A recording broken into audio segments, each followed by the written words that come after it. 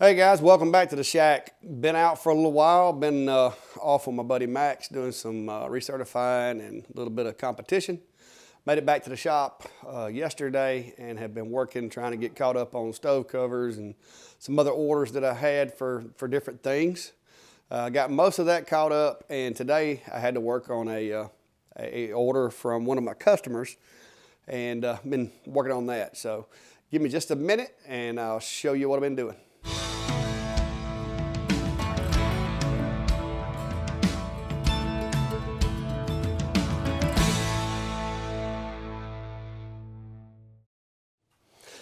All right, guys, here it is. This is what yesterday me and Bull worked on getting stove covers done, and we got a total of 6 of them built and got those guys out of here between yesterday and this morning. So these 3 are for my folks over at Clayton Homes. I do stove covers for them every time somebody purchases a home from them, and with that, they usually place the order in advance of the home actually arriving. So that way I can have a chance to, customize it and put the name of whoever it belongs to on it and have it ready. Well, the problem with that is inside the office of the lady that I deal with there, currently she has no room for people in her office because there's stove covers everywhere. She's got them propped up against the wall, propped up against her desk. They're everywhere. So they asked me to come up with a solution so that they could, use an extra storeroom that they have and be able to put them in there. But I wanted something also that would keep them from being leaned up against the wall or, twisted in different predicaments, so that it doesn't cause the wood to, over time, just try to twist from being positioned improperly. So I decided to go with this, and this is kind of derived from a build that we did recently, which was like a closed basket dresser, more or less, that used closed baskets. Kind of took that design, I improved upon it, and kind of spaced it out for the stove covers, and that's what we come up with here. So if you're one of those folks that's listened to me about the stove cover building and you've been building those things and you got them piled up everywhere, this is what I've come up with as a solution for storing them until either customers pick them up or, in this case, at a customer's location because they have so many. She had like 14 or 15 the other day when we dropped off the 2 that we dropped off, and now we've got 3 more. So I'm probably going to end up having to blueprint this thing and make myself a blueprint for it and reproduce it and put another one up there. But just to show you how it works, more or less all it is these guys just slide in there. So any one of these little slots right here, you can take this and set it in there and it slides in. Now I did have to make, and I don't know if you can see it or not, I'll move the camera up a little bit closer, but because of the lattice design that I went with, I had a little bit of trouble with it trying to catch right here, and it was a little loose, and it allowed it to get caught. So I took my machine and used my 20 watt, and I cut some little pieces of 1/4 inch Luan, and basically these are guides just to kind of grip that thing and hold it straight so that it goes straight in and straight out, and it doesn't get out of alignment when you're putting it in. Also, I used the laser to create some cool little corner braces to put on it because I wanted to try to keep this thing as minimalist as possible, but I wanted it to be strong. I wanted it to be sturdy. I did not want it to, twist or buckle under the weight of all these stove covers because that'd be a pretty substantial weight by the time I load it completely. The outer frame's made out of 2x4s. It's a complete 2x4 box, and then I built inside it the track system for the stove covers to go in and out of, and came back with some just decorative pieces, but this also helps sturdy it up because each one of those connection points just adds that much more strength to this thing as far as forward and back. Right and left, it wasn't as sturdy as I liked it, so I went and I did the same thing on the back with the corner pieces that I cut on the 20 watt.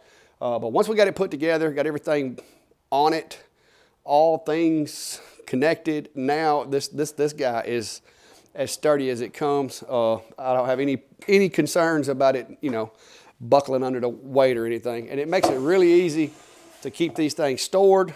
This way nothing's gonna happen to them. They're not gonna get hurt. And of course it won't be this high off the ground when it's sitting on the ground. I I've just got it set up on the table because I've been working on it, and that keeps me from having to bend over when I'm putting pieces on it and everything. And I'm going to leave it up here until I get it blueprinted and get the design on paper.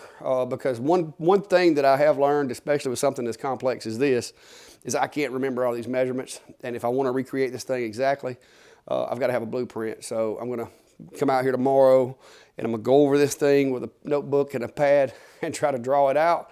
And I'm going to try to find me a software or something that I can use to actually draw this up so that I can have it for future plans and stuff. But it works pretty well, and like I said, it's going to make it a lot easier storing those things.